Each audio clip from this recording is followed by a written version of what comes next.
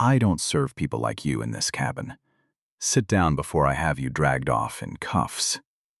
Those were the words Vivian Ashcroft said to a woman she had decided, in under 9 seconds, did not belong in seat 2A. She said them loud enough for 40 strangers to hear. She said them smiling. She had no idea she was about to lose everything she had spent 31 years building, and she was going to lose it in less time than it takes to taxi to a runway. Hartsfield-Jackson Atlanta International Airport at 7:40 on a Thursday evening smells like burnt coffee and jet fuel and other people's impatience. Gate C-31 was packed for Windward Airlines Flight 619, a non-stop red-eye to Paris, and the fluorescent lights made everyone look a little bit exhausted before they'd even boarded. Sitting near a support pillar, half asleep against her mother's shoulder, was a 6-year-old boy named Elijah. One fist wrapped around a small tin keychain shaped like a biplane, its paint chipped down to bare metal at the propeller. Beside him sat his mother, Maya Bennett, 36 years old, wearing a gray zip-up hoodie, dark leggings and sneakers with 3,000 miles on them. She looked like a tired parent flying economy on a budget. She was, in fact, the newly appointed senior vice president of guest experience for Windward Airlines, and her appointment would not be made public until the following Monday. Nobody at Gate C-31 knew that. That was the entire point. Maya had asked her assistant to book her, under her maiden name, Bennett, on one of the airline's most complained about routes, flying incognito, because numbers on a spreadsheet don't tell you what a scared 11-year-old flying alone actually experiences at boarding. She wanted to feel it. She was about to feel it out more than she ever imagined. Standing at the boarding podium, smoothing the same crease out of her navy blazer for the 3rd time, was Vivian Ashcroft, 59 years old. Senior flight purser, 31 years of seniority, 4 months from a retirement package that would pay her $91,000 a year for the rest of her life. Vivian believed, the way some people believe in gravity, that her seniority made her untouchable. She had trained under supervisors who no longer worked in aviation. She had watched 3 CEOs come and go. She referred to newer flight attendants, out of their hearing, as participation trophies. Vivian was exactly 6 months from proving, in front of 200 witnesses and one very quiet mother, exactly how wrong that belief was. "We are now boarding our Windward Elite members and passengers seated in our Sky First cabin," the gate agent announced. Maya nudged her son gently. "Okay, Bug. Time to fly." Elijah rubbed his eyes, gripped his tin airplane a little tighter, and took his mother's hand. There were only 3 other people in the priority lane. A man in a tailored charcoal suit, an older couple with matching designer luggage, and then Maya and Elijah. Vivian's eyes moved over the hoodie, the sneakers, Elijah's sleep-mussed hair, and something in her face closed like a door. She stepped sideways, blocking the scanner with her body. "Excuse me." Her voice had the sugar-coated pitch people use when they are being anything but sweet. "Elite boarding hasn't started yet. If you'll step aside, we'll call your group in about 25 minutes. "We're in Sky First," Maya said evenly. "Seats 2A and 2B. Vivian let out a short laugh and glanced sideways at the young gate agent, as if sharing a private joke. "Sweetheart, Sky First on this aircraft is a suite cabin. I think you mean row 41. It happens. The app can be confusing." She reached for Maya's phone before Maya offered it, squinting at the boarding pass glowing gold at the top of the screen. The scanner beeped green. "Welcome Aborort, MS Bennett." "Huh," Vivian said, not moving. Sometimes the system bumps standby passengers up if there's an empty suite. "Down the jet bridge, first left." Maya didn't correct her. She didn't mention that the tickets were full fare, paid for through Windward's own corporate account, or that a 31-year veteran should know that standby passengers are never cleared before general boarding. She simply nodded and walked her son down the ramp. "Mommy, why'd that lady look at us funny?" Elijah whispered. She's just having a long day, baby, Maya said. But somewhere behind her calm expression, the executive in her was already taking notes. If a full-fare SkyFirst passenger got treated like this before she even reached the aircraft, what was happening in economy, every single day, to people with far less power to push back? She was about to find out exactly how far Vivian Ashcroft was willing to go, and it was going to get much worse before the captain ever released the brakes. The SkyFirst cabin on the wide-body 787 held 6 private suites with sliding doors and lie-flat seats. Maya and Elijah were in the shared center pair, 2A and 2B. Across the aisle in 3A sat a distinguished man in his 60s named Marcus Whitfield, already deep into a legal brief on his tablet. He looked like exactly what he was, a senior litigation partner who noticed everything and said nothing until it mattered. Vivian entered with the pre-departure service cart, crystal flutes, a bottle of champagne. She greeted the man in 1A by name. She fussed over the older couple in 1E and 1F with warm towels. Then she rolled the cart past row 2 without so much as a glance and stopped at 3A. Mr. Whitfield, champagne this evening. Maya watched the snub land with a strange clinical clarity. It's one thing to make an ugly assumption at a gate. It is another thing entirely to deny paid ticketed passengers service in the airline's most premium cabin, in front of witnesses. Elijah tugged her sleeve. "Mommy, I'm thirsty." Maya pressed the call button. The soft chime sounded. The light above her seat turned on. Vivian looked at it, sighed loudly enough for the whole cabin to hear, and rolled the cart backward at half speed. "Yes. Not how can I help you? Not Miss Bennett, just yes." "Hi," Maya said, keeping her voice level. "Could we get a water for my son? And a sparkling water for me." "Pre-departure service is complimentary champagne for our premium guests," Vivian said, resting her hands on her hips. "Bottled water comes once we're at altitude. If he needed something to drink, you should have bought it in the terminal." It was a flat, obvious lie. The forward galley kept 2 full cases of bottled water, stocked specifically for this leg of service. "I'm aware of the galley inventory," Maya said quietly. "He's 6. We've been traveling since 4 this morning. A glass of water isn't an unreasonable request." Something in Vivian's posture went rigid. The customer service mask slid off entirely. "I don't know what airlines you're used to flying," she said, her volume climbing. "But on Windward, we have procedures. And frankly, I'm still trying to work out how you got past the gate with those tickets." The cabin went quiet. Someone's newspaper stopped rustling. Marcus Whitfield lowered his tablet an inch. "Remember the tin airplane in Elijah's fist. It is going to matter again. Before this story is over, hold on to it." "Excuse me."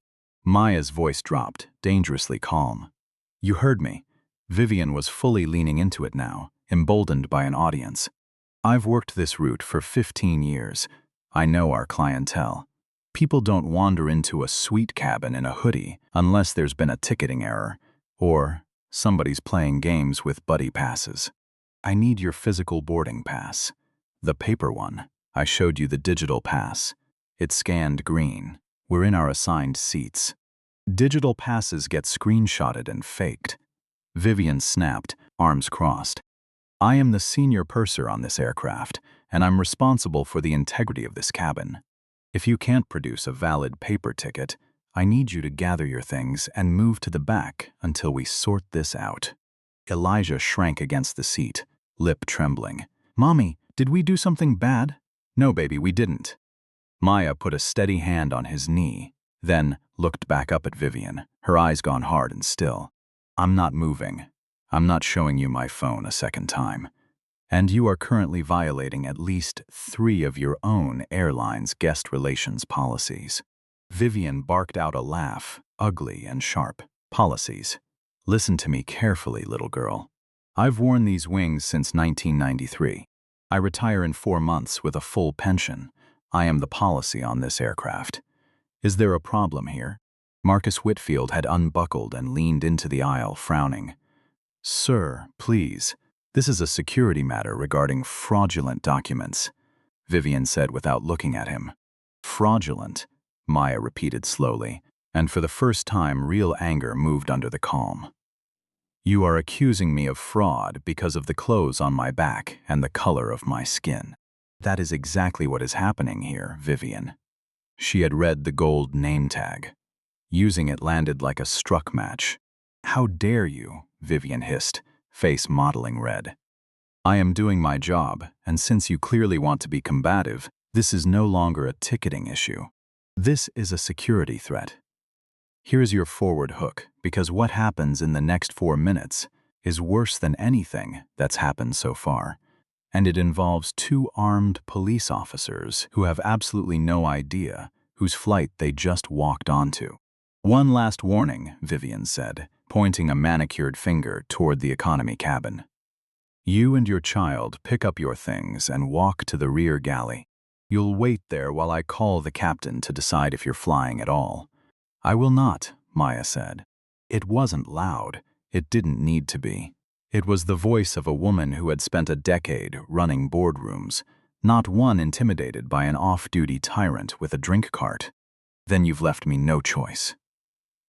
Vivian snatched the bulkhead phone off its cradle and punched in a 2-digit code, projecting her voice so the whole cabin would hear it.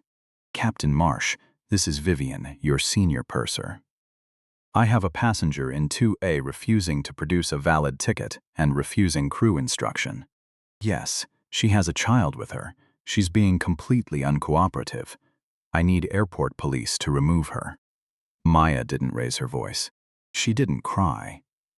She reached into her jacket pocket, unlocked her phone, and opened a private, encrypted directory app that exists on exactly 9 phones inside the entire company. Elijah had started crying quietly into his airplane keychain, and Maya pulled him against her side and pressed a kiss to the top of his head. It's okay, baby. This plane is not leaving without us. I promise you. Across the aisle, Marcus Whitfield had already opened a notes app and was time-stamping every single word. Vivian hung up the phone, triumphant. Captain's authorized it. Police are on their way to the jet bridge. You wanted to play rich tonight, honey. Now you're going out of here in handcuffs. You are making a catastrophic mistake, Maya said quietly, thumb hovering over a contact on her screen. I am giving you exactly one more chance. Walk away. Bring the water. We settle this quietly after we land in Paris. Vivian leaned in close enough that only Maya could hear it, and what she whispered next was ugly enough that the story does not need to repeat it word for word to make its point. It was a slur, delivered with a small, satisfied smile, the kind of cruelty a person only shows when they believe there will never be a consequence. My pension is locked in, she added, straightening up. I am untouchable. You are nothing. That was the final straw. Maya pressed call. She did not dial the police. She dialed Daniel Reyes, Chief Executive Officer of Windward Airlines. He picked up on the second ring. Maya? It's nearly 8 on a Thursday. Tell me you're not working. Daniel. Her voice was flat, controlled, terrifying in its calm. I'm in seat 2A on flight 619 at Atlanta. We haven't pushed back. Your senior purser, a woman named Vivian Ashcroft, has just denied me service, lied about galley inventory, demanded documentation she has no right to demand, used a racial slur against me, and has called airport police to have my 6-year-old son and me removed from this aircraft. There was a long, heavy silence on the line. When Reyes spoke again, all the warmth had drained out of his voice. She did what? She's informed me she's untouchable. Because of her pension, Maya continued. I need you to call Captain Marsh in that cockpit right now and tell him exactly who is sitting in 2A. Vivian, overhearing only half of it, rolled her eyes theatrically. Please, fake customer service calls won't save you. The police are already here. Heavy boots were already coming down the jet bridge. 2 Atlanta police officers stepped through the forward door, radios crackling, the young gate agent, Tyler Grant, trailing nervously behind them. Right here, officers, Vivian called, pointing dramatically at row 2.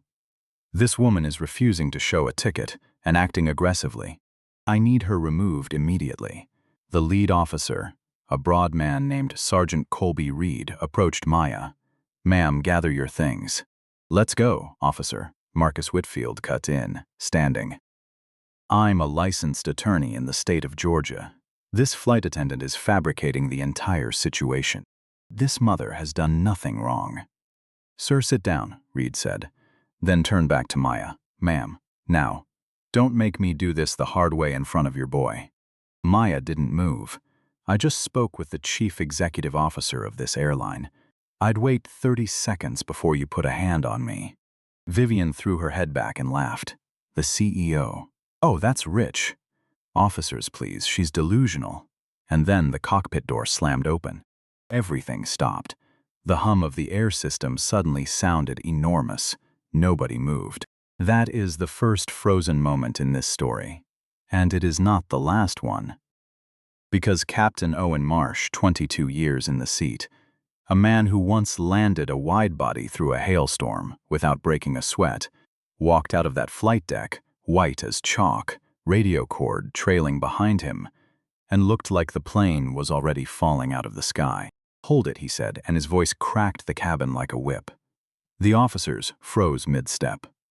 "Captain, it's handled," Vivian said, confused. "Officers are removing the disruptive passenger." "Shut your mouth, Vivian." Marsh shoved past the police, stopped dead in front of row 2, looked at Maya, looked at the phone in her hand showing a photo, a name, and a title, Maya Bennett, Senior Vice President, Guest Experience, and turned back to Vivian with a face gone completely gray. "Vivian, do you have any idea what you have just done?" "Theo, what are you talking about? She's an unticketed." "She is Maya Bennett," Marsh said, loud enough for every row to hear. "She is the new Senior Vice President of Guest Experience for this entire airline. She is your boss's boss, and you just called the police on her." Silence again, the second frozen moment, thicker than the first. Vivian's face drained of color until her spray tan looked like a mask sitting on top of nothing. That's impossible," she stammered. "The announcement isn't until Monday. She wouldn't be flying like someone you decided wasn't worth a glass of water," Maya said, rising slowly, her voice dropping into a register that needed no volume at all to command the room. "Sergeant Reed, did this woman falsely report a security threat to get an on-duty police response against a paying passenger and her child?" Reed's jaw tightened. He turned on Vivian. "Ma'am, did you lie to dispatch?" "No, I was following procedure. You watched the gate scan clear my ticket," Maya said, stepping into the aisle to face her directly. "You skipped my row during service. You lied about the water. You demanded documents you had no legal right to demand. And when I wouldn't back down, you whispered something to me that I am not going to repeat in front of my son. And then, you tried to have armed officers drag us off this aircraft." "I never said anything like that," Vivian shrieked. "You're making that up. You can't prove it." "Actually," Marcus Whitfield said, standing and buttoning his jacket, "she can. I have excellent hearing, Miss Ashcroft, and I have been time-stamping every single word since you first approached her. I am a senior partner at Whitfield & Cross in Atlanta. I will swear an affidavit to the FAA, to the airport authority, and to this airline's legal department confirming every syllable." Vivian stumbled back into the champagne cart. The flutes rattled. She looked around the cabin for an ally and found none, just phones quietly recording and faces that had gone from curious to disgusted. "Captain," Maya said, turning to Marsh, her tone snapping back into pure executive precision, "I apologize for the delay this will cause, but this aircraft does not push back with this woman working the cabin. Pull a reserve purser from the terminal. We'll absorb the delay." "Yes, ma'am, immediately." Marsh turned to the gate agent. "Tyler, get crew scheduling on the phone. Now." "Before you do," Maya said, eyes still fixed on Vivian, "there's one more piece of business." Vivian's hands were shaking so hard her wings rattled against her lapel. "You can't fire me," she spat, though the words had no real weight left in them. I'm union protected. 31 years of seniority. My pension is locked in 6 months out. You cannot touch it. Maya looked at her, not with anger now, but with something closer to pity. While we were waiting for the captain, I sent an urgent message to our head of human resources and copied the president of Local 245. She saw the color leave Vivian's face at the mention of the union. I know your collective bargaining agreement, Vivian. Article 6, Section 4, gross misconduct and civil rights violations. Your union protects you from unfair scheduling and wage disputes. It does not protect you from committing a federal civil rights violation on a commercial aircraft, and it does not protect a pension that is explicitly, contractually forfeited the moment that happens. She held up her phone. A red, high-priority email glowed on the screen. Vivian Ashcroft. Your employment with Windward Airlines is terminated, effective immediately. Your wings, your flight privileges, and your security clearance are revoked as of this moment. No, please, Vivian gasped, tears cutting through her mascara, her knees buckling against the cart. My pension. I've given my whole life to this company, please. You gave your whole life to feeling untouchable, Maya said quietly. That ends tonight. She turned to Sergeant Reed.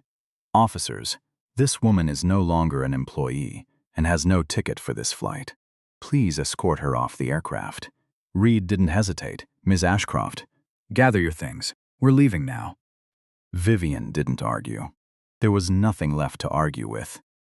She pulled her coat and rolling bag from the closet with trembling hands and walked down the jet bridge with her head bowed, marched off by the very officers she had summoned to remove a mother and her son.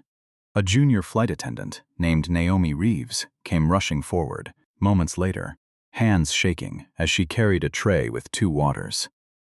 I'm so sorry for the wait, Ms. Bennett. Maya's expression softened completely. Thank you, Naomi. You did wonderfully. We're going to have a great flight, Elijah. Finally sipping his water, looked up at his mother with something like awe. Mommy, are you the boss of the whole airplane? Maya smiled, smoothing his hair. Something like that, sweetie. She glanced down at his fist, still curled around the little tin airplane that had belonged to her own father. A man who had wanted to be a pilot in 1971 and been told, in almost those exact words, that people like him did not belong in that seat either. She hadn't taken this job for herself. She had taken it for him. The remaining 8 hours to Paris were, in Maya's own later words, exemplary. But the story does not end at cruising altitude. It ends in a legal filing that would make Vivian Ashcroft wish, more than anything, that she had simply brought the water. By Sunday night, the story was no longer confined to one airplane. A 26-year-old passenger in seat 4C named Zoe Martin, a tech founder who had filmed the entire confrontation on her phone without ever saying a word, uploaded the raw 6-minute clip to 3 platforms at once. Her caption read, "Flight attendant tries to have a mom, and her kid dragged off a plane in cuffs. Then the captain finds out who she really is." By 3 in the morning, it had 19 million views. By 6, it was the top trending story in the country, and every major outlet from Atlanta to New York was running the grainy footage of Vivian sneering into that bulkhead phone. Here's the narrator aside worth remembering. Pay attention to what happens next, because the airline's next move is the opposite of what every crisis consultant in America would have told them to do. When Maya walked into Windward's Atlanta headquarters at 8 the following Monday morning, the building was in controlled chaos. She was pulled straight into an emergency board call linking Atlanta with New York. Walter Higgins, the 71-year-old board chairman, was red-faced on the screen, practically shouting, "Our stock dropped 4% in pre-market. We need a crisis firm on retainer within the hour." "Walter, breathe," Reyes said, rubbing his temples. "We don't need a crisis firm. We need Maya to talk." Every eye on the call turned to her. She stood at the head of the table in a tailored, navy blazer, looking less like a woman, who had nearly been arrested 72 hours earlier, and more like someone who had already won a war. Nobody else in the room had noticed starting. "Let's be direct," Maya said. "Yes, the video is a disaster. Yes, Vivian Ashcroft's conduct was a catastrophic failure of everything this brand claims to stand for. But if we hire a firm to spin this, we look guilty and evasive. We're not doing that." She tapped her tablet, replacing the stock ticker on the boardroom screen with a drafted statement.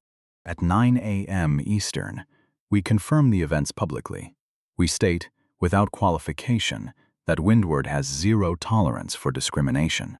We thank Captain Marsh and the reserve crew by name, and then we announce a full, independently audited retraining of every customer-facing employee at this airline, which I will personally lead." Jenna Cole, the VP of Communications, leaned forward, stunned. "Maya, this puts you front and center. You're basically inviting the world to keep looking at us." "Because sunlight works, Jenna," Maya said. "We don't apologize and hope it fades. We own it, and we use it to reset the standard for the entire industry. By tomorrow, this isn't a story about a bigoted flight attendant. It's a story about the only airline that fired her in under 10 minutes and started cleaning house." The room went quiet. Then Walter Higgins nodded slowly. "Do it. Send the release. You have full authority." While Maya steadied a multi-billion-dollar company, Vivian Ashcroft sat in her mortgaged house on the outskirts of Marietta, staring at a muted television that kept showing her own face. Reporters camped at the end of her driveway. Her phone hadn't stopped buzzing in 3 days, and true to the pattern that had defined her entire career, she felt no remorse, only a hot, bitter conviction that she had been set up. She snuck out her back door, climbed a neighbor's fence, and hired a plaintiff's attorney named Dale Finchman, a man known around Fulton County courthouses for chasing headlines more than verdicts. "I want $10 million, Vivian told him, slamming her palm on his desk. 31 years of clean reviews. "You can't fire someone with my seniority without a hearing. It's in the contract." Finchman smiled, already dreaming of press coverage. "I love the fire. We'll draft a demand letter today. They'll settle just to make it go away." He was wrong, and not by a small margin. 48 hours after his letter landed at Windward's legal department, the response arrived. Not a settlement offer, but a hand-delivered notice from Whitfield and Cross. Finchman opened the envelope in front of his client, and the color left his face line by line. "What is it?" Vivian demanded. "How much are they paying?" "They're not paying anything," Finchman said quietly. "This is a countersuit. Breach of contract, brand defamation, and damages exceeding $40 million. And they've attached a sworn affidavit from a witness named Marcus Whitfield." Vivian's mouth went dry. "The man in 3A. Senior partner at this exact firm," Finchman said. "One of the most feared litigators in the state." He heard the slur. He time-stamped every word. "And he's representing Windward pro bono, because apparently he wants to watch this through personally." He slid a second document across the desk, a statement from flight attendants, Local 245. Local 245 unequivocally condemns discrimination in any form. "In light of video evidence and sworn testimony, Ms. Ashcroft's membership has been revoked. We will not contest her termination or the forfeiture of her pension." "My union dropped me," Vivian whispered. "Windward is prepared to bankrupt you," Finchman said, standing and opening his office door. "You have no standing left. My advice, sell the house, disappear. Because your career, and honestly your life as you knew it, is over." That should have been the end of Vivian's story. It wasn't, because Maya had never intended to stop at one firing. She ordered a full independent audit of every complaint filed against Vivian Ashcroft over 3 decades, and what investigators found was not one bad night. It was a pattern 26 years deep. Applications from Black and Latino families quietly flagged and delayed for additional verification that white passengers with identical fares never underwent. Margin notes in Vivian's own looping handwriting on old seating charts that no human being should ever have to read about themselves. A cargo ramp worker named Desmond Price, fired 11 years earlier, the week after he reported a racial comment. His file marked, in Vivian's handwriting, not a fit for guest-facing roles. A gate agent named Priya Anand passed over for promotion 4 separate times, while less qualified colleagues from Vivian's personal circle moved up around her. One by one, they came forward, sat in the same conference room, and realized what each of them had quietly believed for years was just their own bad luck had actually been a design. A federal civil rights case was filed against Vivian personally, built almost entirely on her own paper trail and her own recorded voice. There was no attorney clever enough to spin a defense against that. The jury needed 4 hours.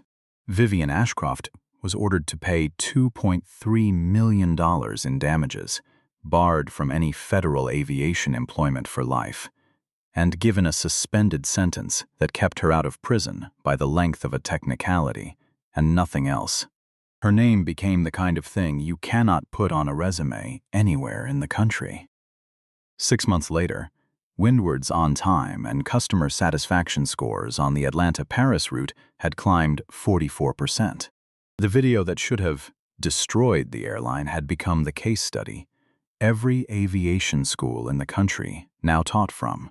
Maya had rebuilt the reporting system from the ground up so that no frontline employee could quietly bury a complaint again, and no passenger could be quietly dismissed because of what they were wearing or what they looked like. It was a Friday evening, and Maya was walking through Terminal C at Hartsfield-Jackson, not incognito this time, flanked by 2 operations directors on a routine review. At gate C31, she paused. Tyler Grant, the nervous young gate agent from that night, was standing at the podium wearing a new gold badge. Senior Concierge, a promotion Maya had personally signed off on. He straightened the moment he saw her. "Evening, Ms. Bennett. Great to see you." "Evening, Tyler. How's boarding on 619 tonight?" "Perfect, ma'am." "Naomi's running the cabin. Everything's under control." Maya nodded, a quiet satisfaction settling over her. The system was finally working the way it was supposed to. True luxury was never about who you kept out. It was about how completely you welcomed everyone who walked through the door. As she turned to leave, her phone buzzed, a photo from her husband, Elijah, holding up a crayon drawing from school. A lopsided airplane, colored slightly outside the lines, with 3 words scrawled across the top in careful 6-year-old handwriting. "Mommy's plane." Tucked into the corner of the drawing, small and easy to miss unless you already knew to look for it, was a tiny tin propeller. If this story got under your skin, not because of how it ended, but because you recognized someone in it, hit like so it reaches the person who needs to hear it. Share it with someone who's ever been made to feel invisible in a room they had every right to be in. And tell me in the comments, have you ever been in that cabin, and which seat were you sitting in? I read every single one.